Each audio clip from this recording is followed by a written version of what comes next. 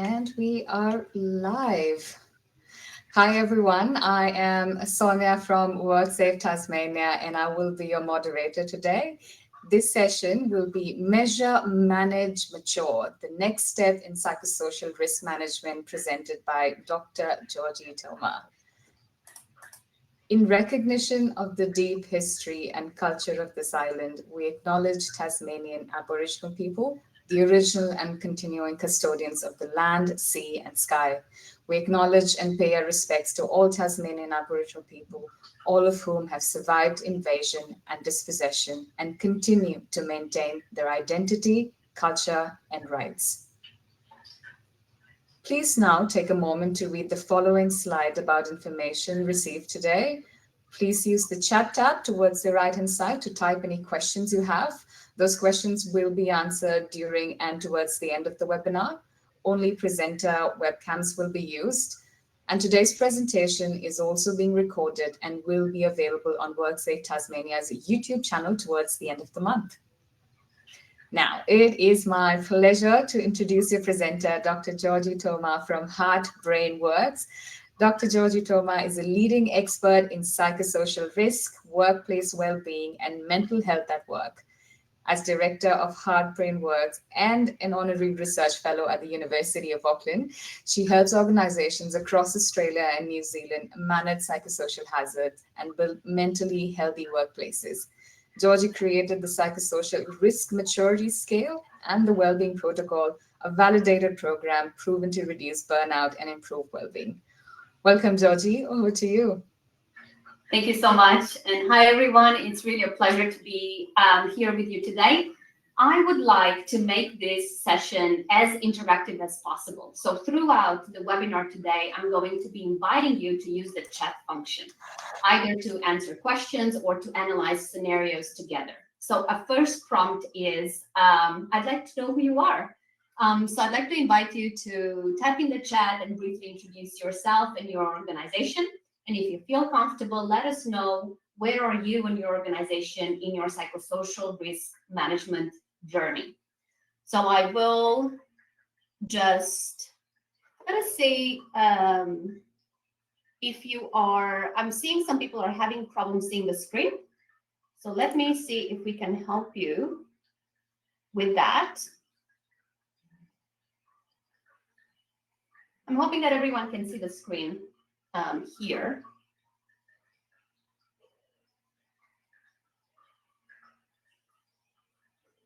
I see the introductions are coming through, so I'm assuming that people are seeing the screen. If you're having technical problems, Lynn will be able to help you. Yeah, I see here Chuhar. I'm hoping I'm pronouncing the name correctly. I'm sorry if I'm not. Thank you for sharing, and lovely to meet you. Seeing Michael, Ellen, excellent. Andrea, welcome. Graham. Really interesting to see that we have a variety of workspaces and industries. And what's going to be useful in this webinar is the way I built it was for us to be sharing so that we can learn as much from each other as from my experience. Again, I see a lot of introductions coming through. Hi, Natalie. Hi, Georgia. Hi, Jan, Maddie, Glenn, and Lisa. Really lovely to see you all today. As the introductions keep coming through, I'll just tell you a little bit about where the information that I'm going to be sharing with you today comes. So it comes from originally my work of research in this area that's been done over a decade ago. And since 2018, I started my consultancy, Heart Brain Works. And since then, it's been very practical, helping organizations to manage psychosocial risk and create mentally healthy workplaces. And so it comes from the type of risk audits that we've been doing since then. It comes from the training for both staff and line managers, and also health and safety professionals and HR professionals, and clearly also around the mental health component. I'm seeing more introductions. Really lovely to meet you all. Hello, Penny, Grant, Leslie, Joanne, Debbie, Sharon, Belinda. Really lovely to see you all today. and thank you for making time. I wanted to let you know that we have a lot of free resources for you, both on our website. You notice here, we run monthly webinars, and each webinar tackles issues related to psychosocial risk and mental health and work. So for example, we talked about trauma-informed approaches. We had a whole focus on different psychosocial hazards. We had role clarity, instability, bullying and harassment, high workload, change management, and so on and so forth. We also have resources in the form of a monthly newsletter. And in this newsletter, you would get professional development opportunities, the latest science on psychosocial risk put in a simple, practical format that you can implement in your own work. We have news and insights, so you have updates about what's going on with the regulators, what's happening, and we have a jobs board. So in the session today, we are going to start by looking at recent legal action from across Australia and what are some key takeaways that we can implement into our workplaces. We're then going to talk about why policy isn't enough. What is the line manager's role as a frontline control point? We're going to dedicate significant part of the workshop to learning by doing. So we're going to focus on real workplaces, psychosocial risks in real workplaces, and what we can do to control some of the most common psychosocial risks. We're going to talk about what kind of support is available for you and help you plan your next steps. So I'm going to start by looking at a couple of cases that we've seen across Australia. So I'm going to focus on October 2023 in Victoria. We had Court Services Victoria that was fined almost $400,000 by the Melbourne Magistrates Court for failing to address toxic workplace culture at the coroner's court. And so what did that constitute? So in terms of psychosocial hazards that were present in this particular case, we had exposure to traumatic materials. One note here, though. So the problem in itself was not the exposure. Some jobs, such as the job of a prosecutor, have inherent psychosocial hazards, right? So in this case, the job of a prosecutor has as an inherent psychosocial risk, that exposure to traumatic content.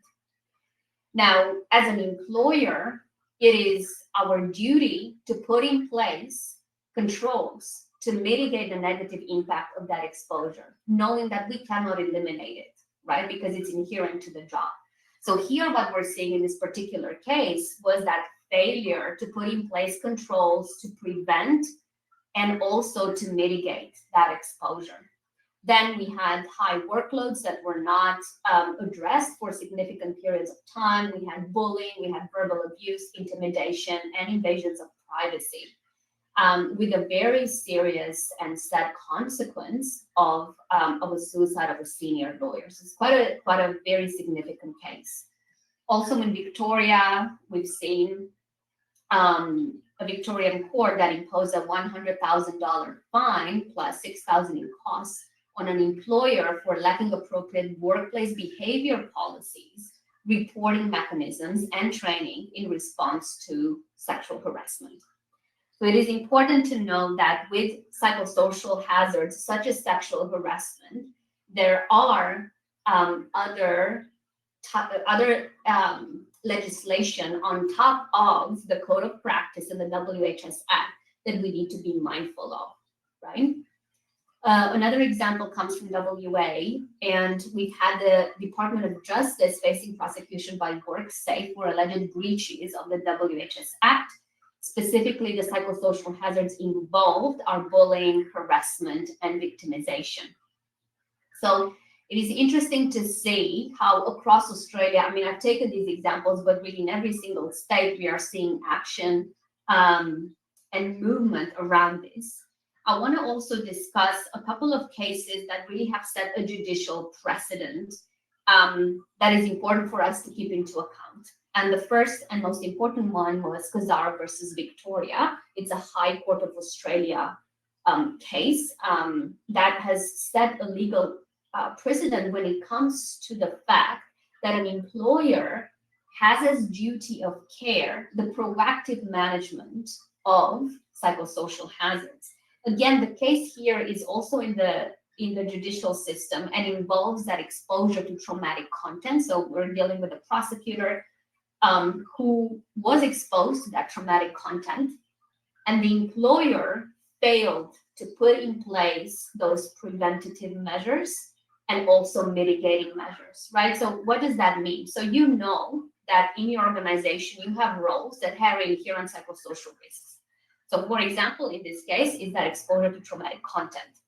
In your organization, if you have staff that is working with clients, one inherent psychosocial risk is going to be exposure to offensive behaviors by members of the public or clients, right? So offensive behaviors could include harassment, could include sexual harassment, incivility, threats of violence, physical violence. So that part around verbal aggression, for example, and also even potential bullying, right? So knowing that, you have to think through, okay, so I know that this is, an inherent risk, I won't be able to eliminate it. Then what can I do first to prevent harm? And then if harm does happen, what can I do to mitigate it, right? So there has to be controls in there. And in this particular example that I'm talking about here, Pizarro versus Victoria, just like in the previous examples that I've given you, you notice that psychosocial hazards, it wasn't just the one. There's usually several that appear at the same time. And that is the nature of psychosocial risk. It's very rare that a psychosocial risk operates in isolation. It usually is a series of hazards that coexist and that increase the likelihood of harm. So here, for example, we had that exposure to traumatic content, but on top of that, we had a heavy workload that was not addressed through work adjustments, even though the issue was brought to the attention of the manager. We also had inadequate training on trauma. We also had inadequate, what they call welfare measures. So here is, for example, having access to debriefs, where the person could discuss in a place that was deemed private any issue that might come up with that exposure to that traumatic content, right? That wasn't there. Now, another example that's really important for us to take into account, and really the last one that I'm going to mention in this context, there are more, but I thought this selection can give us a good enough view of what we need to do, what we can learn from it. This is from Queensland, and we've had Wilson versus the Gold Coast Hospital and Health Service. And again, we are looking at a case, we're looking at healthcare and the psychosocial risk. Again, several, but the main focus here is high workload. And high workload is a very interesting one, right? Because to some extent, in healthcare organization, it becomes, or it can become normalized that, oh, we are going to have high workloads and we have to put up with that, right? And anyone who doesn't put up with that, you can just leave. So what this case has shown us that that is not acceptable anymore, right? So managers, because again here, just like in the case of Pizarro versus Victoria, the manager didn't take any measure when the issue of high workload was reported, right? There were no work adjustments, there were no controls put into place there. So again, same, and we're going to come back to this point about the role of the line manager, specifically in the webinar, because it is quite important. Well, basically, the manager didn't really put in place controls. And it was this idea that, oh, well, we have to accept these work arrangements that can create harm to employees. And so this case shows us that that's no longer the case, right? So I hope this gives you an idea of what's been going on in Australia, where is the focus of regulators, what we have to put in place in our workplace. And just to kind of make it simple for us, our responsibilities as PCBUs are to identify reasonably foreseeable psychosocial hazards that could give rise to health and safety risks. So again, here a keyword is reasonably foreseeable. And oftentimes, we're going to talk a bit further down in the webinar about common resistance or objections that I have heard from health and safety professionals that are trying to implement psychosocial risk measures. And one of the things that some executives say is, I don't want to ask because then I'll know and then I'll have to do something about it. So that no longer stands, because when you look at the legislation, whether you ask or not, you need to take into account what is a reasonably foreseeable psychosocial hazard. So even if you don't ask your team, you're still liable because a particular hazard might be inherent in the work that your people do, and you have to put in place controls to address it, right? Then, yes, PCBU, I'm sorry about that. It's person conducting a business or undertaking is the term used in the legislation to mean, a company, an organization, an employer, if you will, to use other terms. The second responsibility is to introduce, maintain, and review those control measures to either eliminate, which is the desired outcome, but which oftentimes is not reasonably practical. So reasonably practical is an interesting term. The legislation defines it as measures that you can reasonably do or take in order to address psychosocial risks. So with a lot of psychosocial risks, elimination is going to be impossible. And I've given you 2 examples where psychosocial risks are inherent into certain roles, right? But other psychosocial risks that might be difficult to eliminate are those related to human interaction, right? Whenever there's human interaction, there's the opportunity for offensive behaviors. We should certainly aim to eliminate bullying, sexual harassment, and harassment from our workplaces, knowing that it is and it might be a challenge.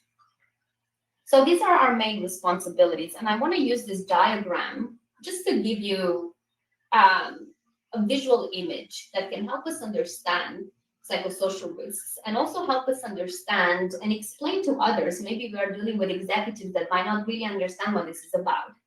So I want to give you the language, simple language, to explain to your executives what is psychosocial risk and why it matters.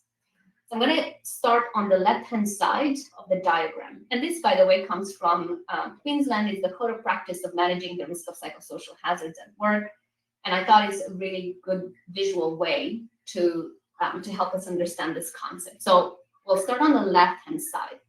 And we see that psychosocial hazards can arise from 4 main domains of work, right? The first one is the job itself. So this is the way work is managed or organized, right? So here, think, for example, high workload, high work pace, where you have to work really fast, high cognitive load, high emotional demands, and so on. A second domain is the work environment itself. So examples would include working in high noise, in high heat. That can lead to a stress response, and that can constitute a psychosocial hazard, right? A third domain would be tools, machinery, equipment used. In the legislation, it's called plant at a workplace. Plant meaning it's a term that means exactly that: equipment, machinery, tools, systems. This can be both in white collar and blue collar context. In a blue collar context, I guess it's more straightforward if you're using a particular equipment or machinery. And I've worked with an organization recently where a lot of the blue collars were experiencing high cognitive load and work pace because the job was delayed, because the machines that they were using, the spare parts were not quality spare parts. So that meant the machines would make mistakes or break down quite frequently. So staff had to continuously monitor, pay attention to what was going on, right? In a white collar environment, tools, equipment, machinery, think about systems of work, right? The systems that we use, are they clunky? Are they making the task take longer? And then the last domain here is that of people and interactions between people. So here we have those offensive behaviors that I mentioned before, but we also have the support that we get from our line manager, the support that we get from our colleagues, the sense of community at work, right? So let's understand how these aspects of work, right, can cause harm. And you notice in the middle of the diagram, the pathway to harm is through a stress response. So it's important for us to remember that the stress response is absolutely natural, and it is also neutral. It's not good, it's not bad. It is simply a biological reality, not only for humans, but also for all animals, all plants, that exists. So the stress response is an adaptation, really. We need it in order to survive, we need it in order to thrive. The stress response in and of itself, as I said before, is not good or bad. And if you look at the definition in the literature, in psychology literature, on a physical level, is the biological response when demands are made on our body, right? And we experience stress when something we want has an uncertain outcome. Yeah, when something we care about is at stake. It's a very neutral. And from your life experience, I'm sure you can remember moments in time when stress was useful, right? Such as, for example, the opportunity to learn a new skill at work, right? I have the opportunity to learn a new skill. Right now, I don't have the skill anymore, so I'm feeling a bit stressed about learning this new thing, but that stress is good for me. It's actually helping me focus and develop those new skills and knowledge so I can become efficient. That's an example where for a period of time, a short period of time, my job demands are higher than the resources I have, right? Because I have to do something new. That's good. That's actually the type of stress that we need. We need a measure of stress in our lives in order to be happy, in order to experience growth, in order to experience a sense of achievement. However, you notice here that the pathway to harm from the stress response has a precondition. And that precondition is for the stress response to be activated frequently, for a long time, or at a high intensity. So if that happens, then that creates the opportunity for harm to arise. So harm, there's two types of harm, psychological and physical. They are separated in the boxes, but the reality is that they're often interconnected in the way we experience reality, right? So our body and mind, this separation is not as it's not clear cut. We are a living, breathing organism, and a lot of our psychology is rooted in our biology and vice versa. So, with that in mind, when you look at the psychological harm box, it's important to remember that the most common types of harm are depression, anxiety, and burnout. And these have indeed increased in Australia, but also globally. And they were one of the reasons why we're seeing this legislation being rolled out, right? After COVID, the rates of mental distress have increased and they have not gone down. In fact, it's a steady increase. And we're seeing the cost of the economy. Psychological injuries take longer for people to, worker compensation claims. If you look at the amount of money involved in that, the amount of time that it takes for people to recover from a psychological injury is much larger, right? In the red box, last one, the physical harm box, you see the two most common examples, and that's cardiovascular disorder. So we know for sure that heart disease is to a great extent related to a stress response. Of course, there are other biological markers, but stress is a significant factor there.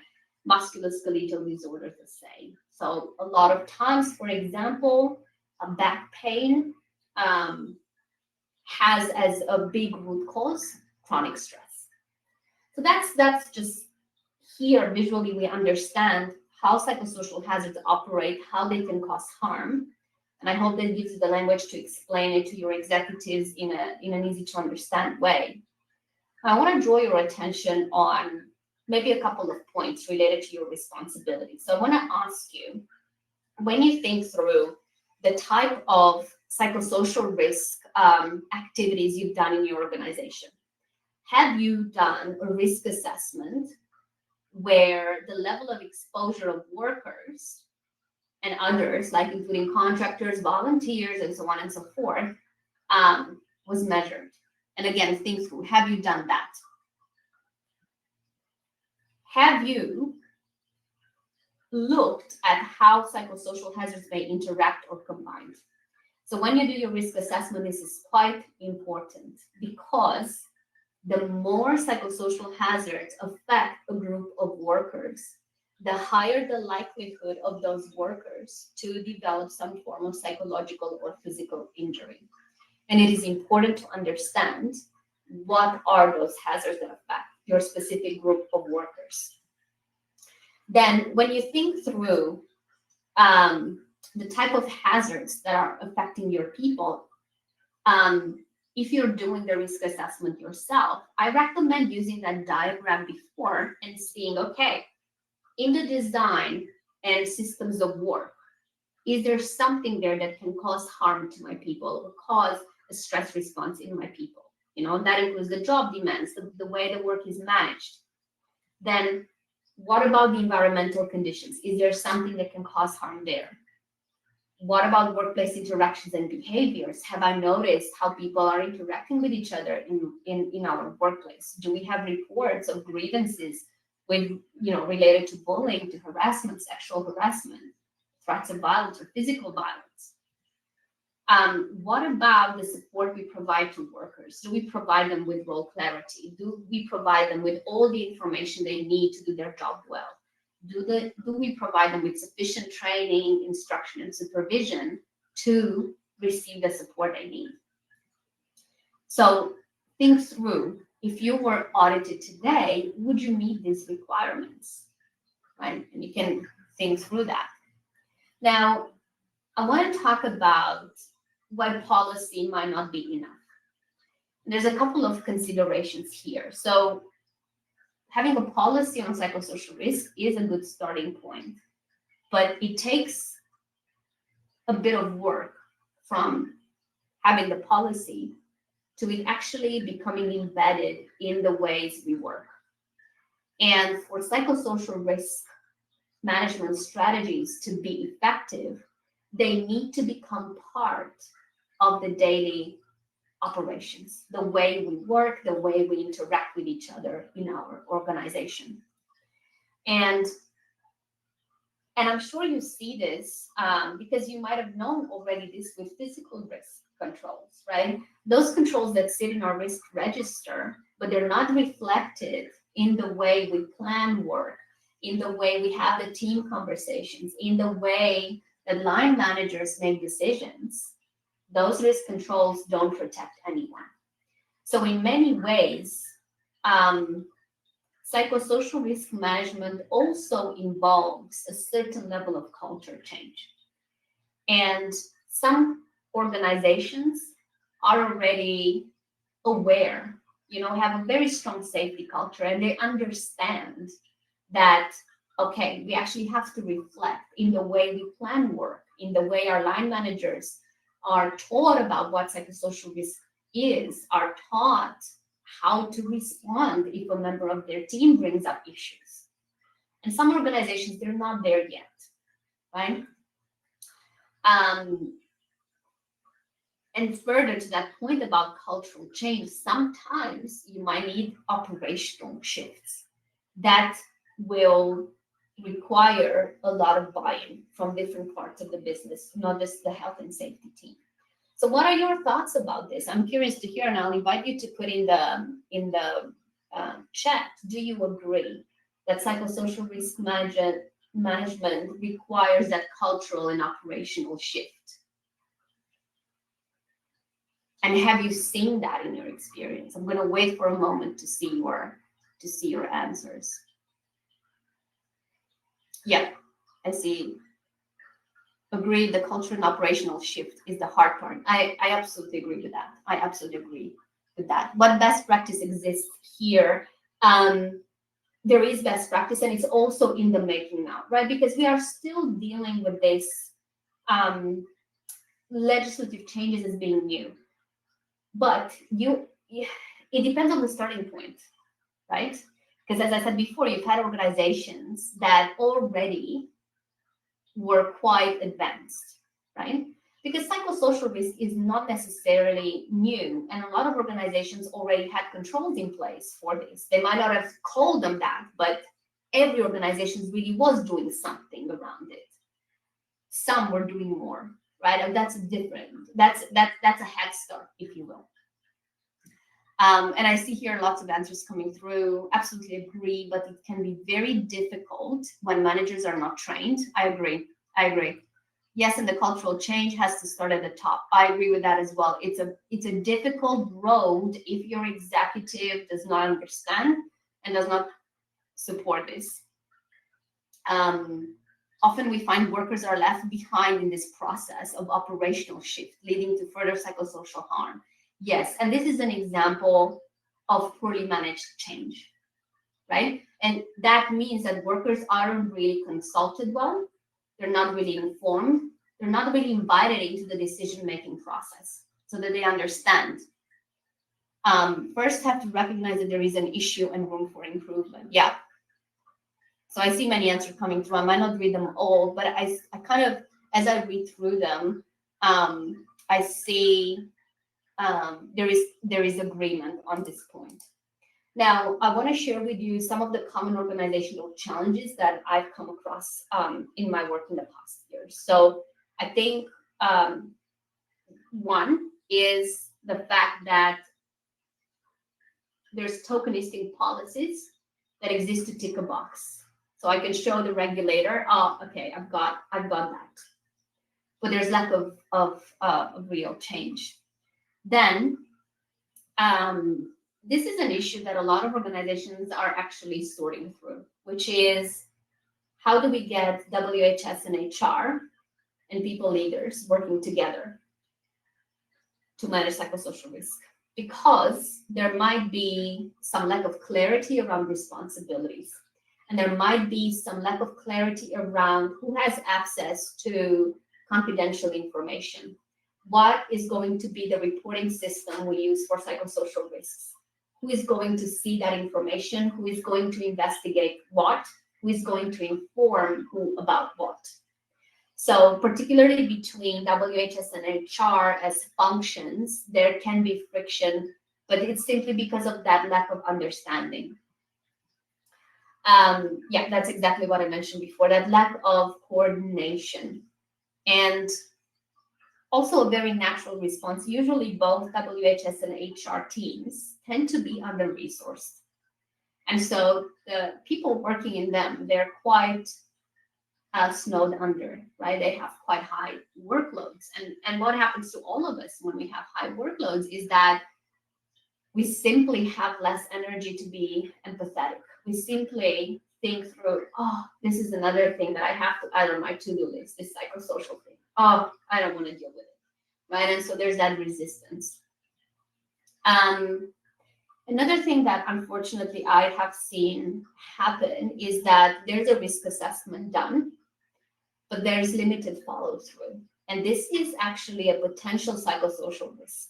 It is incredibly disheartening for your people to go through a risk assessment, to share with you the perceived, problems they have or workplace stressors, and then nothing to be done. It is really disheartening. So one of the things that I recommend before embarking on a psychosocial risk assessment is to get buy-in from your leadership. And that's actually with all of our clients, we make that a priority, and we help the WHS teams that we work with, or the HR team that we work with, secure that before proceeding. Usually the executives, what I've seen from my experience is not that they're bad people or they're like, oh, let's just go for money and we don't care about people. It's actually, that's really not the case. It's maybe very rare. You're usually dealing with people that have, first and foremost, really high cognitive demands of their work, because these are people that have to take a lot of information and have to make many decisions that have significant consequences for the business. So already you're dealing with someone who's super busy, short attention span, right? And have a lot of pressure from stakeholders to produce those revenue targets. So they have external pressure to produce those targets. So then it is sometimes for them difficult to understand what is psychosocial risk. And it feels like, oh, this is an add-on. Oh, here we are, the regulators are making life even more difficult for us as a business. And if you're dealing with a small business, even more so, because you have small business owners who are, most of them, burnt out.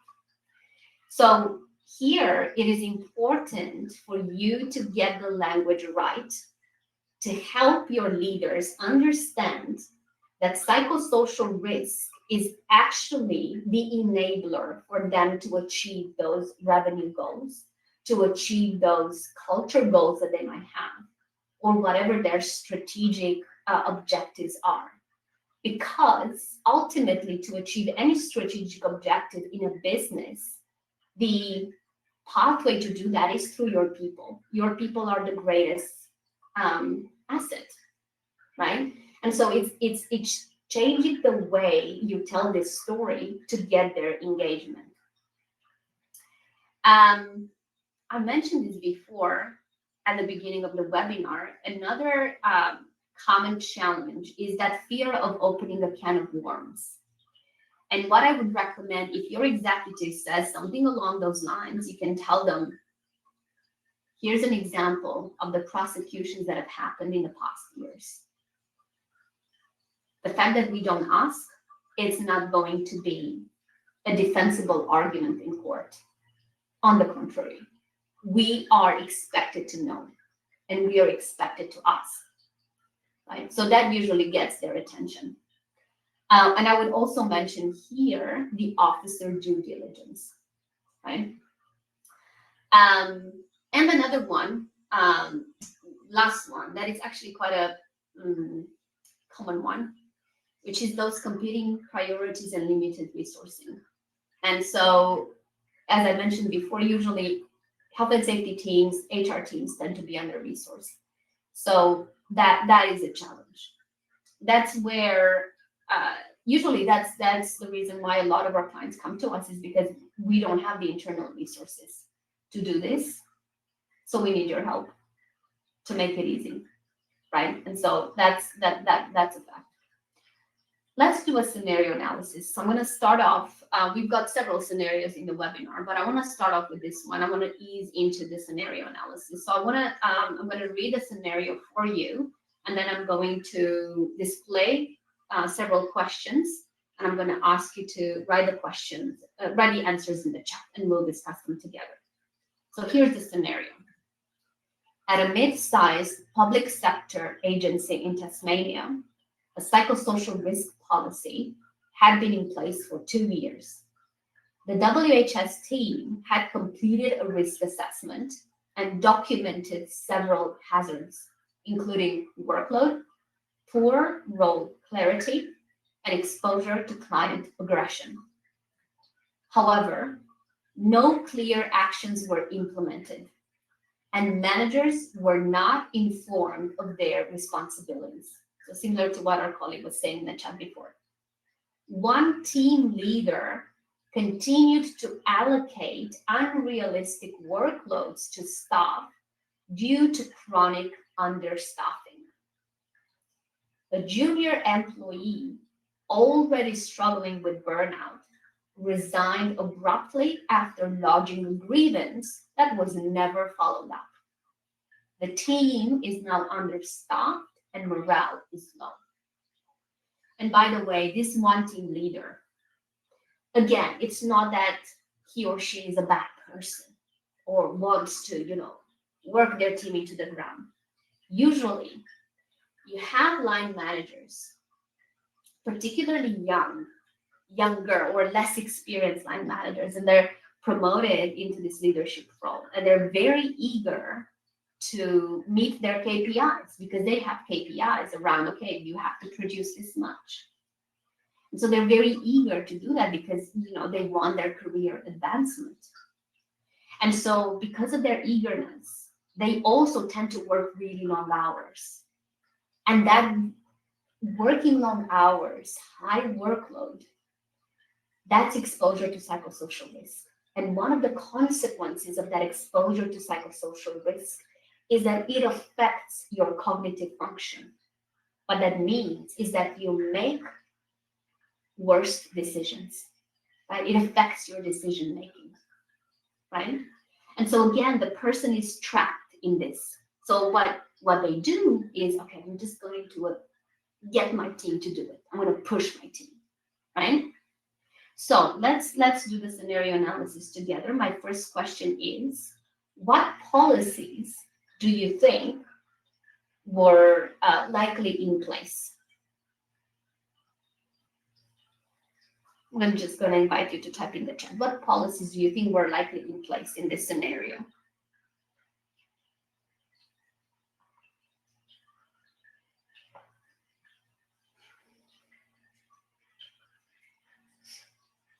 Yep, they would have an incident reporting policy for sure. I agree with that. Any other policies do you think that might be in place? Yep, fair work, respect at work, WHS policy, risk management. Yep, anti-bullying, bullying and harassment, a code of conduct. Yep, I agree with that. They might have had a whistleblower. Yeah, I agree. And obviously the scenario itself tells us that they had a psychosocial risk policy. They would have had a workplace injury rehabilitation. Absolutely agree. They would have had HWB policy, reasonable workload policy, etc. Yeah, excellent. My next question is, what failed to happen in practice? What do you think failed to happen in practice?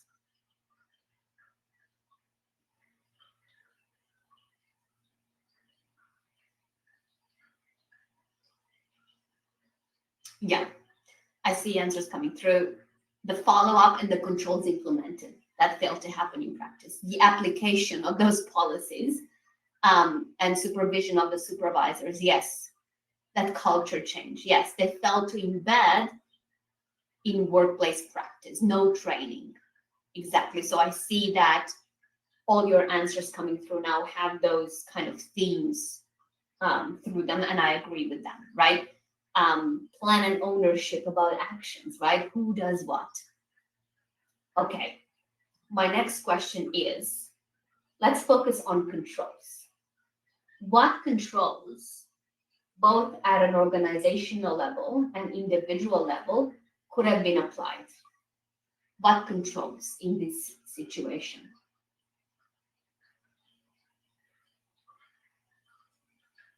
So I see answers coming through. Regular check-ins between manager and staff, I agree. Support for managers in terms of resources, I absolutely agree. Management training, let them know, hey, this is psychosocial risk. If you get reports of high workload, this is what you need to do. If you have reports of poor role clarity, this is what you can do. If you have reports about exposure to client aggression, this is the support available for your staff. Yes. Then you have workload quantification and limits, timelines measured against capacity, not organizational needs. Absolutely agree. Appropriate resourcing, review of workload on an organizational level. Absolutely. So I see kind of the themes of your answers go along these themes. Very good. Now, what support would the team leader have needed?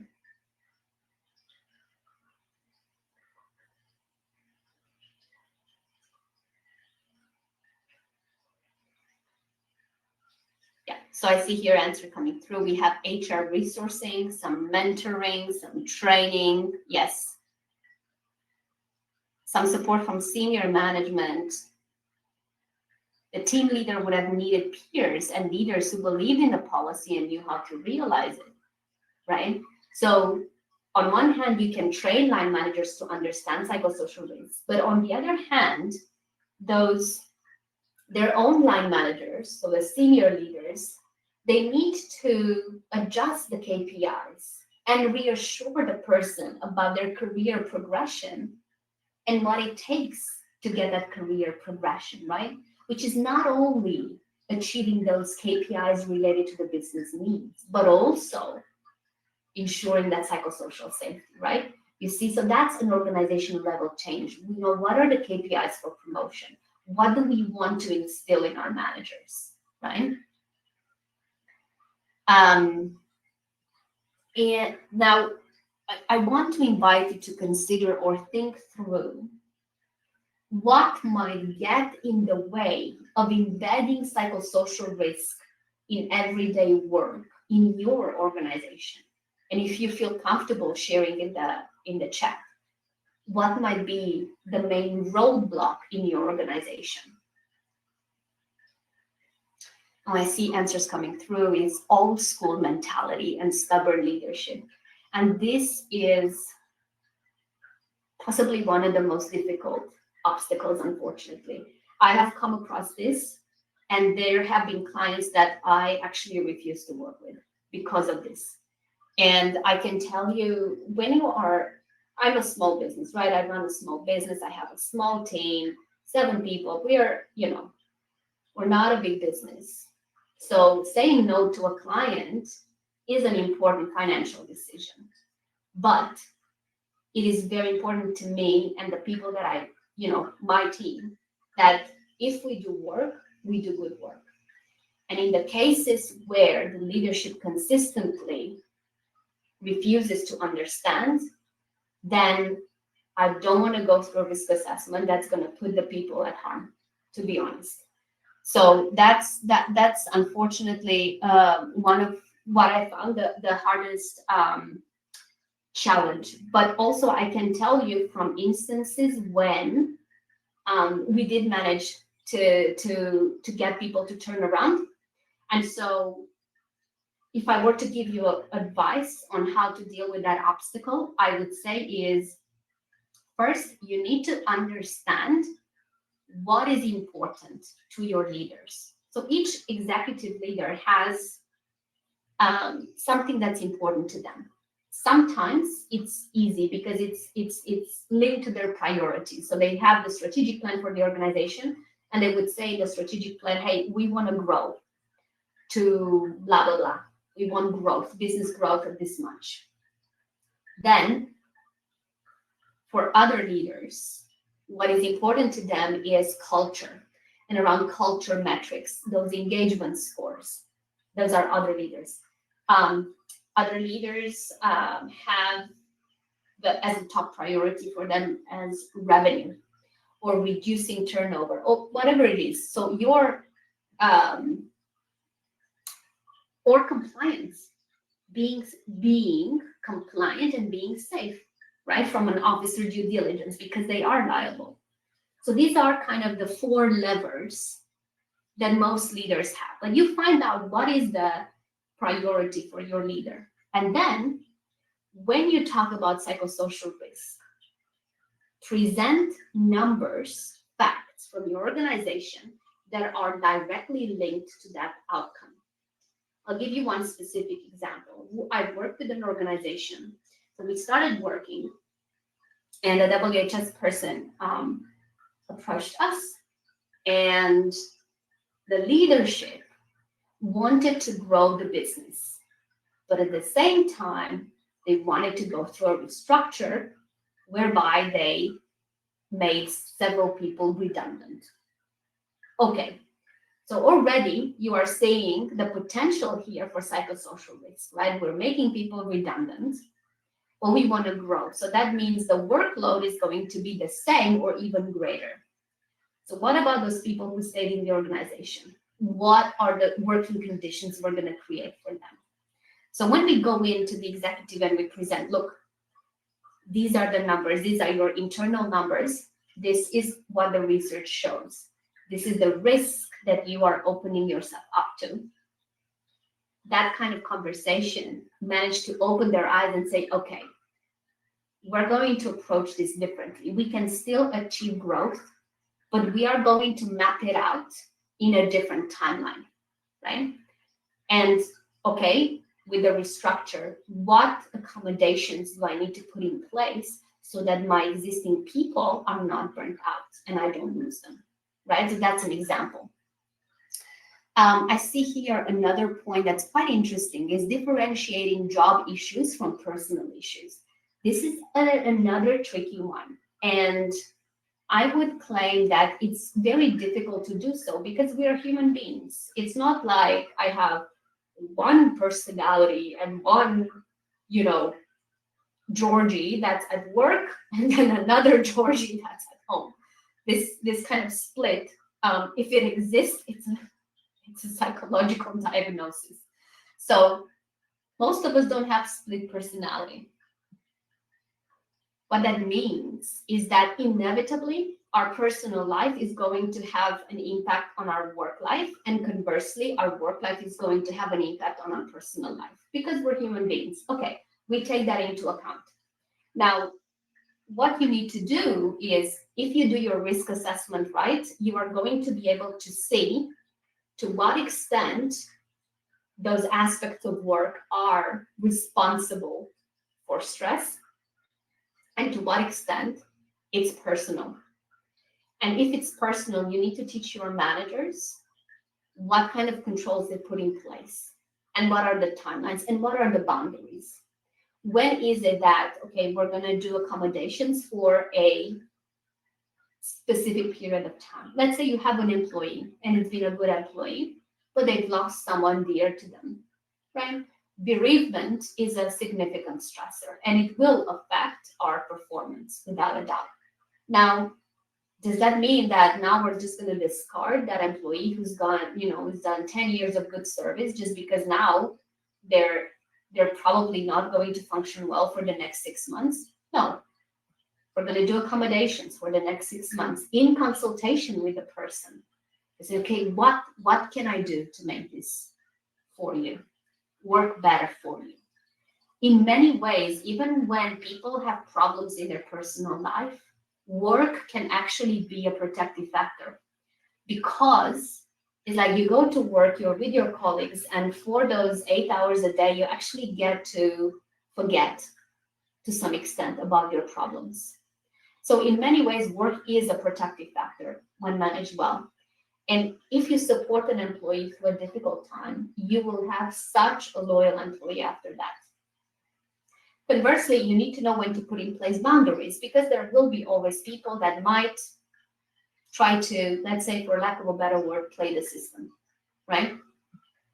Just going to move on because of interest of time. So I want to kind of summarize the types of gaps between policy and practice that I've seen in my work. So you've got the policy layer where the policy exists, but the staff is unaware or unclear about it. So the gap there is poor communication and engagement. So you need to find a way to communicate and train your staff. Another situation, or kind of like the next level, you've completed a risk assessment, but there's no change as a result of it. And so here we have the gap of no controls implemented, and that's quite disheartening, as I said before. The third level would be the roles and responsibilities are defined. Maybe you do have up-to-date position descriptions, but managers are unsure of what to do about psychosocial risks. So here, there's lack of training and support from your line managers. Next level would be you've put in place reporting channels for psychosocial risk, but staff don't report issues. So what's the problem there? Usually it's a psychological safety problem. So psychological safety is how safe people would feel to speak up, to talk about mistakes, to report, what's going on. So we're dealing with fear, distrust, and confusion. And in this case here, we need to implement a series of strategies to improve that psychological safety. And this would have to do with how you do your HR investigations, how transparent you are about results, for example. The next layer would be the controls are outlining procedures, but the daily work is still high risk. So we don't have that embedding in culture and operations. So I talked about the role of line managers, and I'm sure you agree with me that it is a very, very important role. And those examples of prosecutions really speak to that. There's another case that you might want to Google, which is Vision Australia. What is it called? I forget the name of the particular employee versus Vision Australia. This happened last year in 2024. We've seen 1.4 million compensation for what was deemed a botched. This is the actual term of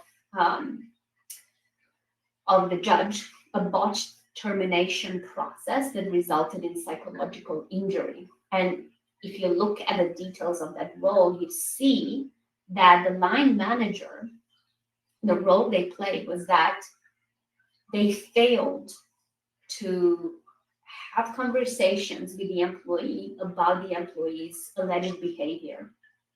They failed to give that feedback. They failed to instigate a performance process when the behaviors were repeated.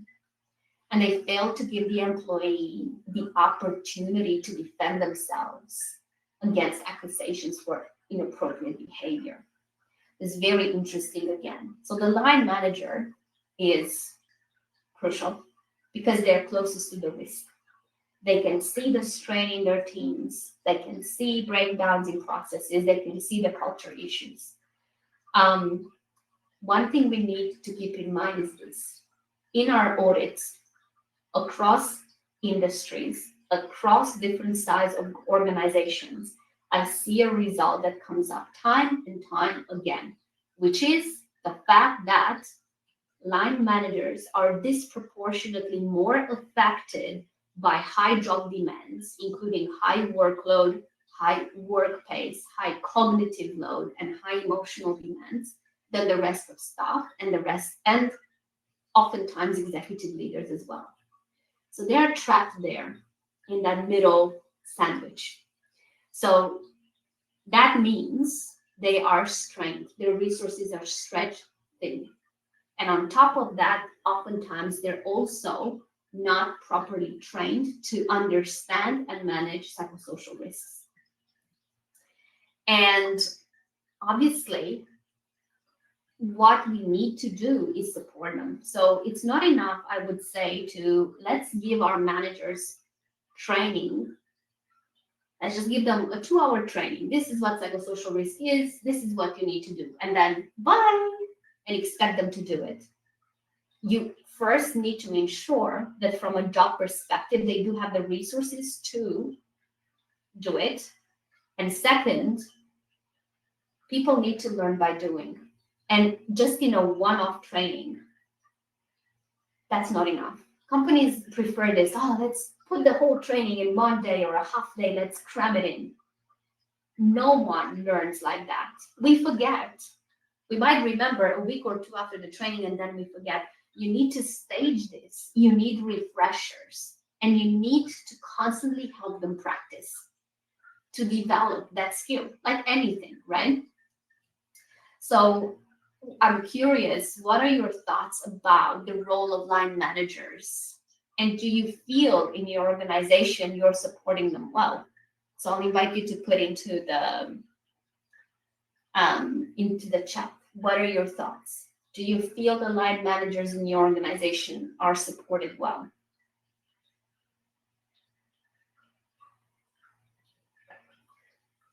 And I really like that message there in the chat from Catherine. We mustn't forget that line and senior managers are workers too, and that they have psychosocial hazards and suffer from overwork and burnout. Absolutely. As I said before, in our audit, this is a consistent result. So I see some answers coming through to my question, which is, yeah, they have poor access to resources. They have an important role, and I will work to support them better. That's really good to see. Middle management is absolutely crucial to psychosocial success. Support is greatly needed. Yeah, I see that. I'm a line manager. I do not feel supported, just blamed, and that's so sad to hear. And I really feel for you. And unfortunately, is a situation that I've come across very often. Yeah. Many answers coming through, but really is around the same themes, that the role is critical, that support is not enough. Cool. So I see here an interesting answer. Sometimes specific issues around managing difficult conversations with workers who are often more than just colleagues, because that unit is small within a large organization. Yeah, so there's those specific, this raises a very interesting point. So psychosocial risk management, if you're considering offering training to your people about it, it is important to embed some other leadership competencies. And in our training, the most common ones that we embed is to have difficult conversations, to manage performance in a safe way, to give feedback, and to have mental health well-being conversations. Those 4 skills are the ones that time and time across prove the most needed as part of the full package of managing psychosocial risk. Okay, now just like a summary of what managers need to be effective. First, they need clarity on expectations. What's expected of them to succeed in their role, to get promotion in their career, and also to manage psychosocial risk. What's expected? They need a training on psychosocial risk. They also need authority to act. If you give them training, but then they actually have no authority to implement work adjustments or whatever it is, then you're just going to frustrate them more. They need clear escalation pathways. Who do I go for help in my organization? The WHS team, the HR team, my own manager, who do I go for help for what? They do need access to HR and WHS advice, and they need a safe team culture. So also a place for them to debrief. You know, a community of practice with the other managers. Well, hey, we can share our burdens and work together, right? On our website, I did a full webinar on this, and I present some frameworks there that you can use for your manager. So I recommend you just go to our website and you click on this image, and it's going to take you to the full resource. It's quite a significant resource. Let's do a scenario analysis together. So again, I'm going to read out the scenario, and then I'm going to ask you the questions. A line manager is supporting a team member who's visibly overwhelmed and anxious. The team recently underwent a restructure. Several roles were made redundant, and this employee has absorbed extra responsibilities. The manager recognizes the signs of distress, but is also under pressure to meet deadlines and maintain team output. This is such an often scenario, unfortunately. My first question is, what psychosocial risks are present in this scenario?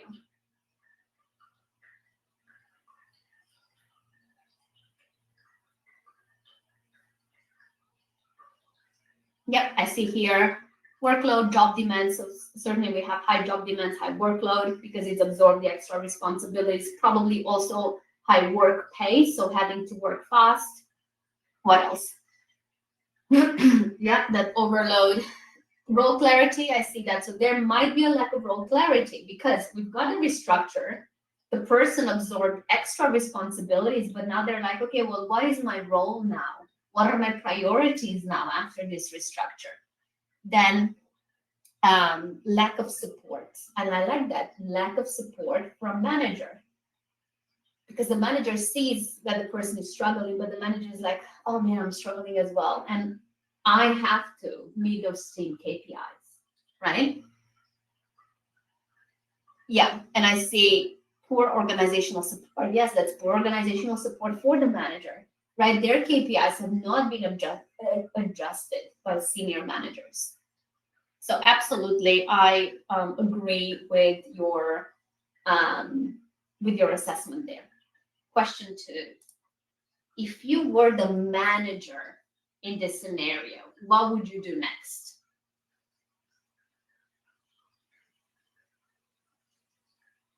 Yep, I see some answers coming through. Report.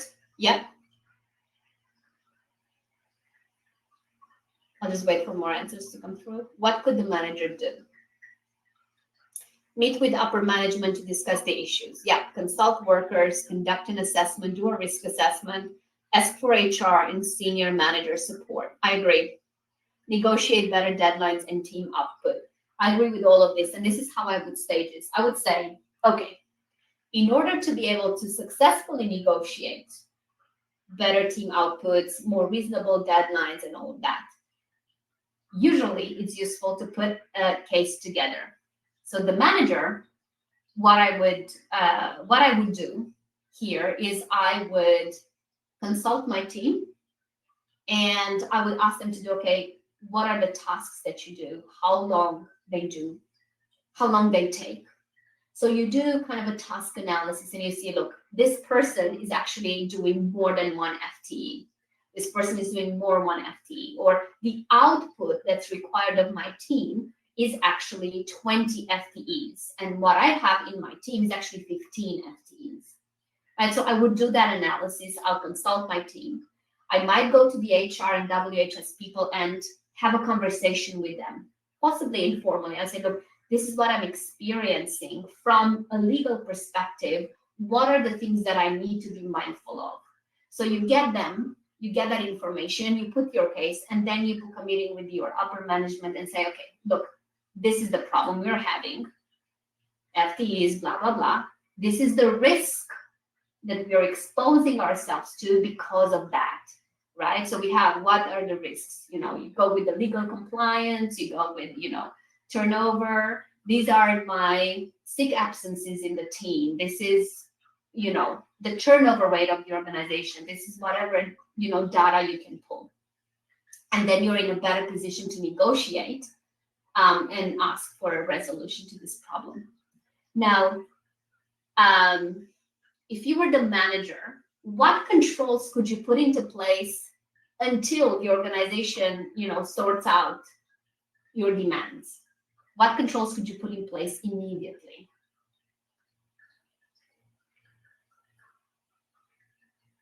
Yeah, I see that it says identify priorities for team outputs. Exactly. So you say to your team, okay, I understand. We're just going to focus on these priorities. And basically we do what our colleague was saying there, make the reduction of workload non-negotiable upwards, right? So you just say to your team, okay, we're going to do what's reasonable within one FTE. These are your priorities. These are your priorities. These are your priorities. So we're just going to do that.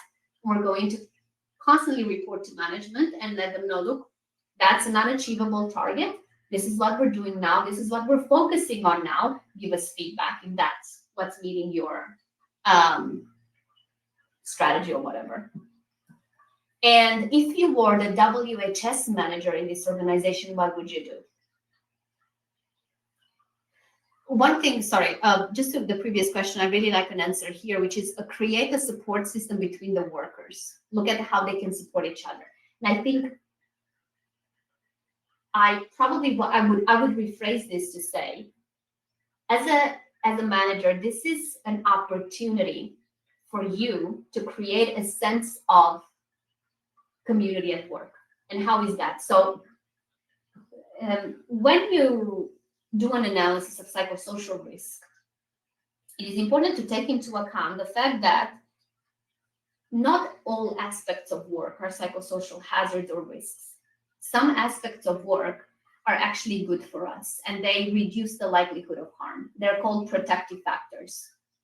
So when you look at the literature, the strongest protective factor is support from your line manager. So support from your line manager means that your line manager listens to your problems at work and offers you advice and support where needed or if needed. So this has been shown in several studies to reduce the negative impact of high workload or even of interactions with aggressive customers. So this is an opportunity for the line manager to create or boost some protective factors. So they would boost that support from manager because he would be there listening to his team and helping them prioritize, ensuring they don't work overtime, they just stick to their FTE. And two, they could create another protective factor, which is support from colleagues and sense of community at work, which is how can you do that? Informally, let's have lunch together and let's not talk about work during lunch. Let's make sure that each and every one of us doesn't eat at our desk. We take half an hour, we go together and we just talk about something completely different. We can show photos of our pets or whatever, but we help to disconnect. We help to implement some micro rituals that can help us put up with this level of work and cognitive load. As a team, we're going to not have meetings the first 2 hours of the morning, and we're just going to have quiet work for 2 hours so everyone can do deep work without interruptions, so we don't context switch. Or we're going to make sure as a team that everyone is going to leave at 5 p.m. or whatever, you know what I mean? So that is actually very powerful as a protective factor. So now I'm going to go to question 4. If you're a WHS manager, and I see here getting involved, support the manager with a complete risk assessment, gather data that supports the case, yes, and give it to the manager, and provide that consultation to both the manager and the senior leaders. And I absolutely agree. Excellent. Let's move on. So in terms of common psychosocial hazards, I just want to, obviously you have them in the legislation, but just want to put them here. In no particular order, you have low job security, low job control. This means where you have little control over how you do your work, over whether you feel compelled to work overtime, high workload, high work pace, fatigue, low role clarity, poor work-life balance. Poor work-life balance means that you have very little time after work for your personal life or very little energy. Poor environmental conditions, bullying, harassment, remote and isolated work, limited growth and development opportunities, poor rewards and recognition, instability. Instability means perceived disrespect with ambiguous intent. Poorly managed organizational change, quite a common one, workplace violence or aggression, lack of support, traumatic events, poor organizational justice. So I'm going to invite you to think through what psychosocial hazards might be affecting your team.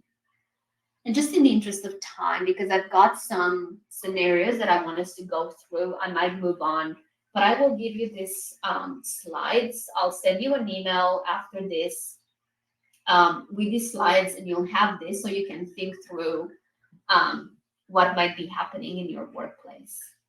So I want us, before we do the scenario analysis, I would like us in that scenario analysis to put in place the hierarchy of controls adapted to psychosocial risk. So you see here, I will send you this in a bigger format. I didn't know how to make it fit on one slide, but basically on the left, you see the typical hierarchy of controls for physical hazards, and on the right, you see it adapted for psychosocial harm.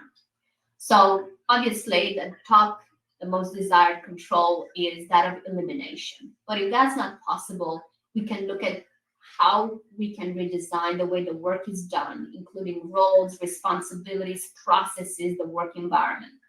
Then we can make adjustments to existing practices or substitute tasks with safer alternatives or increased resources. So these are the higher level controls that aim to change the work.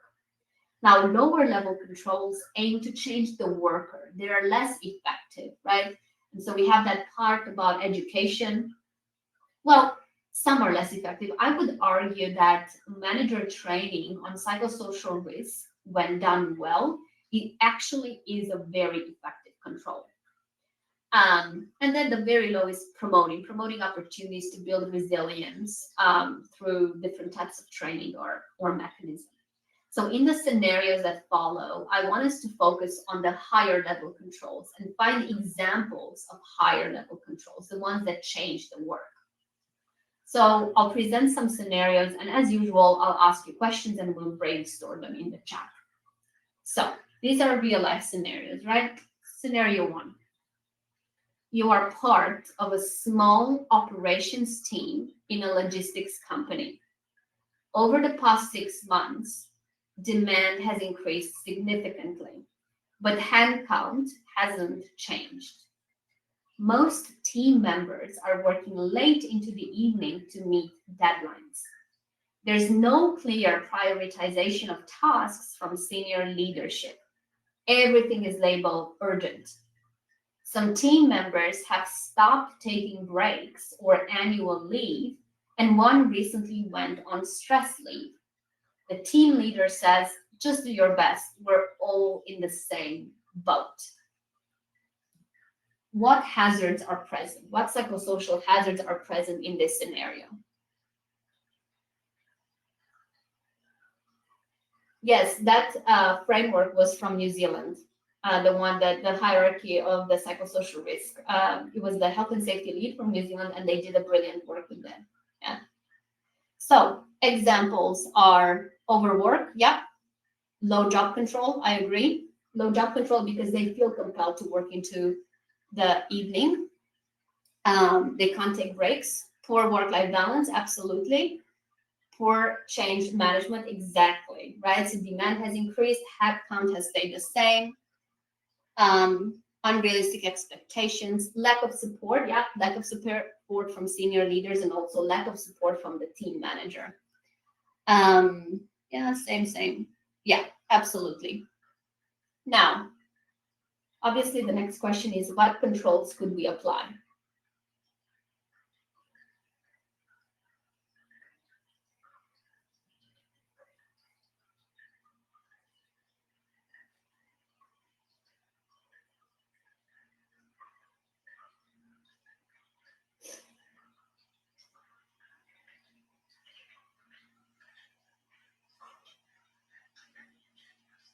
Yep, so we see some answers coming through. We see a job prioritization system, and time and motion study, I agree. So that's about the redesign of work. Okay, let's see what we can do with the resources that we have. Prioritization and reallocation of tasks, exactly. Adjusting timeframes and client expectations, Assessment of workload and increased staffing, absolutely. Better work planning, and a system to identify and everyone agrees upon what quantifies urgent, right? And how do we send through tasks that way? We could apply task analysis, consult workers on priorities, implement strategies to reduce hours, increase teamwork, change deadlines, drop, defer, delegate, or do. What else do we have? Really, this is really the core, right? You need a system to allocate work realistically, to understand a common understanding of what's urgent. How do we prioritize? Do we use a project management tool and we see exactly what's the real deadline? Not that it's urgent, but replace that by a specific deadline in a timeline that actually shows where things are due. And then the senior leadership needs to understand how we can adjust our client expectations and our deliverables to meet the current staffing situation, and how are we going to initiate the process to increase staff. Scenario 2. You work in a mid-sized government agency that has recently undergone restructuring. You report to two managers who both assign you work, but sometimes the tasks overlap, conflict, or shift priorities with no warning. You often don't know who to escalate issues to. You've raised concerns in passing, but were told to be flexible. You feel anxious most days and unsure if you're meeting expectations. What hazards are present in this scenario? Low role clarity, 100%, and we also have here high role conflict. So role conflict is when you are receiving conflicting information from different parties and you don't know what your priority is. We also have poor support from line manager and also high job demands. We also see here poorly managed organizational change, because all of this situation is a result of a restructure. And this is one of the most common hazards that combine with poorly managed change. So you have poorly managed change, and then the result is high workload for the people remaining, lack of role clarity, and role conflict often. What controls could we apply?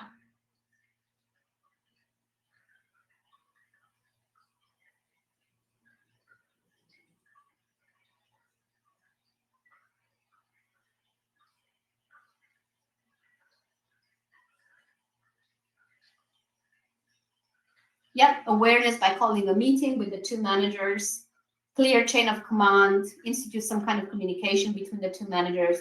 Yeah, so here, first and most obvious control is we need to address that lack of role clarity and high role conflict.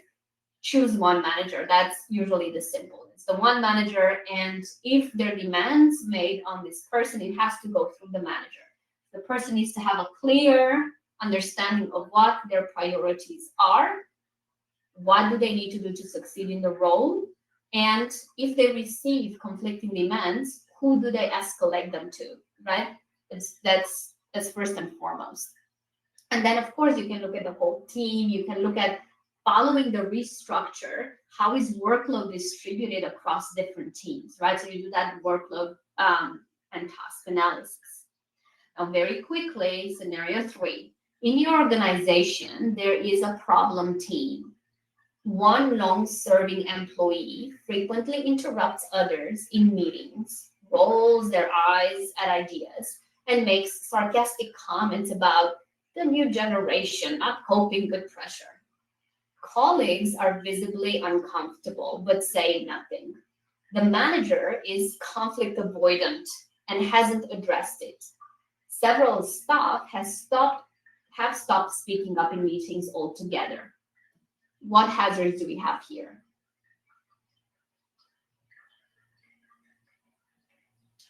Yeah, we certainly have lack of support from manager. Bullying, yes, look, with bullying, we have to, bullying means repeated behavior, right? So we need to see, is it just incivility? Is it bullying? Is it targeting a specific person or group of people? So bullying is a serious allegation, but we certainly have incivility. That's 100% true. Now, what controls could we apply?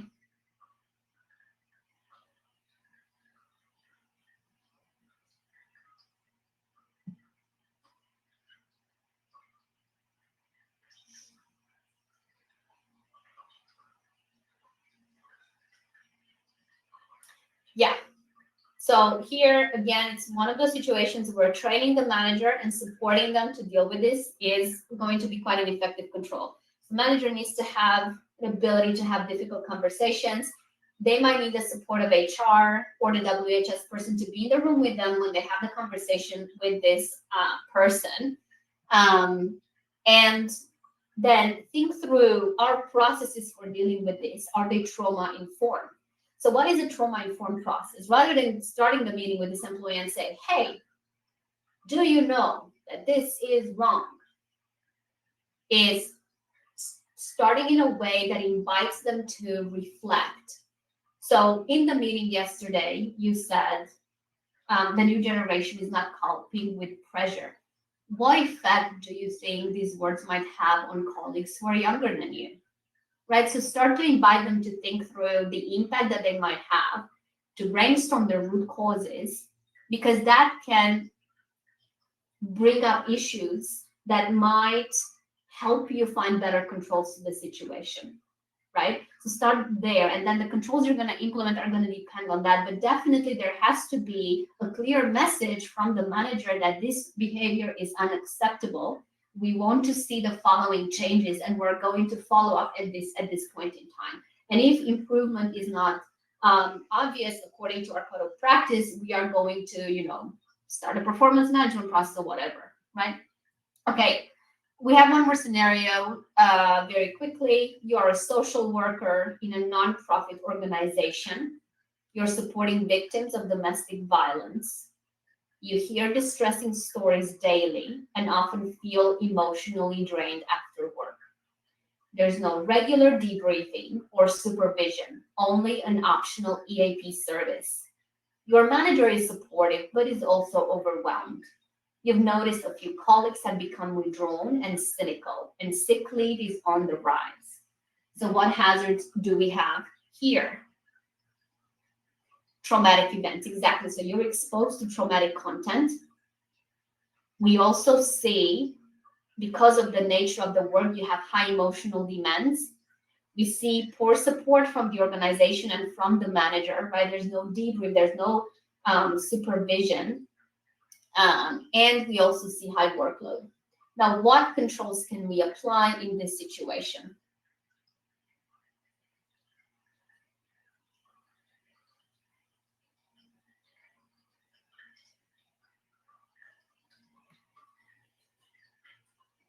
First and foremost, professional supervision needs to be there. For roles that have this component of exposure to traumatic events and high emotional demands, you must have some form of debriefing, whether it's professional supervision, whether it is peer support, whether it is group supervision. There has to be some form of place where you discuss this and you're able to address your issues. Then you need to address high workload, because high workload in the context of exposure to traumatic events and high emotional demands, this combination, the three of these are the most serious ones, conducive to injury. So this needs to be addressed immediately. So with those two things, you're on the way to addressing this quite well. Okay, I'm going to quickly move to the last part, which is support that's available for you. And it's something that we're opening up at Heartbrain Works, which is a community of practice where health and safety professionals, HR professionals, and well-being professionals can come together and we learn from each other about managing psychosocial risk. And so in here, we're going to include case studies, real case studies from organizations. What was the problem and what was done? So you get examples of controls. We're going to have a library of controls. So you can type in by, hazard, and you can see real life examples of what worked as a control with explanation of how to implement it. We're going to have quarterly knowledge sharing sessions. So those are when we come together like this, but we're going to work in groups to solve scenarios and then come together and share those scenarios. So we learn by doing, basically. You're going to get legislation updates. You have the opportunity to chat to other members and ask questions. Hey, do you know about blah, blah, blah. Science Corner, giving you the research in practical ways, job boards, different trainings and workshops, and so on. And the opportunity to also jump into office hours with us. So if you want more information, you can scan this QR code or go on our website and see the healthy community of practice. I'll send you more information about it anyway. I'll have a slide with reflection, but you can do this in the materials that I will send with you. We are right on time. I had some Q&A, but I think probably I will ask one question only, just because we're already over time. So I'll just ask one. I'll just answer one question. So whoever types it first, I'll address that. But if not, I will. How do you feel about EAP being used as a control measure? I think that is in the admin level type of control. So it's a lower level type of control. It's probably one of the lowest because that targets the individual, and it is usually support after the exposure to the psychosocial risk has happened. So it is good to have an EAP offering, but in no way is that an adequate type of control. So you have to be able to demonstrate the fact that you have organizational level type of controls for whatever hazard you need to implement. Okay, NDAs, non-disclosure agreements. I'm not sure what the question is about NDAs. I know that I sign a lot of NDAs with all of my clients for sure. So I don't know what the question is about NDAs, but yeah. Anyway, thank you guys. Let me stop sharing the screen. And that's it. That's our session for today. That was a great session, Georgie. A big, big thank you to you. Thank you for joining us today and sharing your knowledge on such an important topic. And I think your insights have really helped us understand psychosocial risks in work even better. And, it's given us some really great tools to take away and implement back in our work. So that was amazing. Awesome. Thank you so much, everyone. And I'll be in touch with an email that has the slides and some more free resources for you. Awesome. Just wanted to quickly mention that this event is run as part of the WorkSafe Tasmania month. So please head to worksafe.tas.gov.au/month to find out what other webinars and in-person events we have in store for the rest of the month. There will also be a survey link towards the end of the session. We would love to hear your feedback. That would be amazing. And again, it's been an absolute pleasure to host this with Georgie, and thank you all for attending today's webinar. Have a great rest of the day and stay safe.